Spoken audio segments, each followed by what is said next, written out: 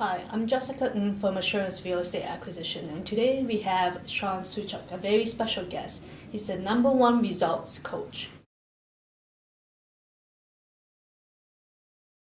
So Shawn, can you tell us why results are so important? Certainly, thank you for having me. Results really boil down to only one thing. At the end of the day, we can talk about things, we can set goals, we can set objectives, but if we're not seeing the end result, that means we're seeing accomplishments, we're seeing growth, we're seeing progress. It's great to talk about the fundamentals of how to get there, but at the end of the day, we have to see results. Results very simply mean this: if I have $1 today and I'm making progress, I want to make more money, I should be increasing that dollar to something more, whether it's 5 or 10 or 20 or whatever that looks like. To get results, what do we have to do to achieve that? Well, there's a few components to this, and it's very interesting. A lot of people say we need to have a goal, and they're right. We need to have a big goal, and they're right. And you have to know your why. You have to know why you're engaged in whatever it is you're doing. You have to become very passionate about what you're doing. If you're not passionate, if this isn't getting you out of bed every morning, maybe you want to look for something different. The flip side of that coin is you've got to have an action plan or action steps to back up that goal. If you have that in place and you're executing, you're taking action, and this is the missing component for most people, you're going to achieve it. You're going to get where you want to go. Is there going to be some challenging times? Sure. Are there going to be some ruts in the road? Yeah. Are you going to have speed bumps? Yes. You need to see those as stepping stones rather than something that trips you up, and be able to just use them as a launch pad to the next thing.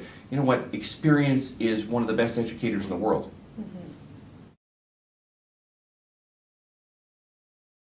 So you mentioned that there are challenges that can come in the path of someone's way. So when they're faced with these challenges, what advice can you give someone to overcome that? It's a good question, and it's interesting because most people fall down and they stay down. And I think tenacity, and I know these are all buzzwords, but tenacity or persistence is key. There are a lot of people that say, you know what, and I'm one of those people too, it doesn't matter how tough something may seem or we perceive it to be, I just keep going, because a lot of times it can be that it's just a mirage. It's just a perception. Perception is not always reality, notwithstanding what we've already been taught since childhood. If you're really serious about getting to where you want to go, there's a few things. Know that you're going to hit some roadblocks. Okay. Know that there's going to be some challenges. Be prepared to blow right through those. And be prepared to utilize those as education points, as accountability checkpoints, and as those educational experiences that are going to help you next time you encounter a similar challenge. I don't think there's no set answer to how to overcome challenges. And we talk about working harder, working smarter, this kind of thing. Work smarter, but sometimes there's a requirement to put your head down and just go. And sometimes when you hit those roadblocks or you hit those challenges, they may or may not be a mirage, but you just keep going. If you decide you're going to quit, and that's the challenge, most people go, oh my goodness, it got so hard I had to quit. You probably aren't going to make it. Those people that are truly successful are the ones that got up one last time after getting kicked.